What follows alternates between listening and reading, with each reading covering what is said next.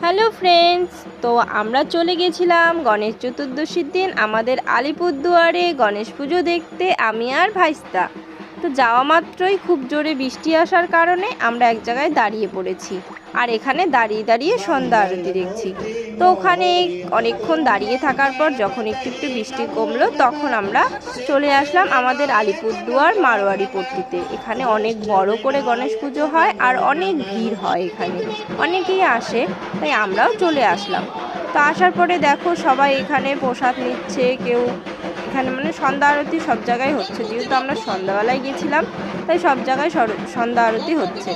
তো এখানে সবাই ফটো তুলছে, ভিডিও করছে, কারণ খুব সুন্দর ডেকোরেশনটা হয়েছে, তোমরাও দেখতে পাচ্ছ। সবাই কমেন্টে জানাবে কেমন লাগছে।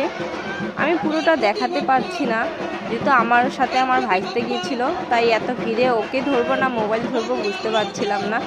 তো তারপরে আমি ভাবলাম না, আগে ভাইস্তা তারপর মোবাইল ভিডিও। তো ভিডিওটা কেমন লাগছে তোমাদের, তোমরা সবাই কমেন্টে জানাবে, আর আমার ব্লগটা পুরোপুরি দেখতে থাকো তোমরা। তো এখানে প্রচুর মানে ভিড় হয়েছে, কারণ বাইরে বৃষ্টি যেহেতু, তাই সবার ভিতরে ঢুকে আসছে।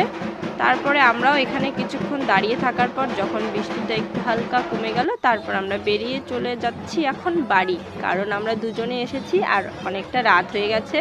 আমরা এখন বেরিয়ে যাব বাড়ি। তো ভিডিওটা এতটুকুই, সবাইকে টাটা।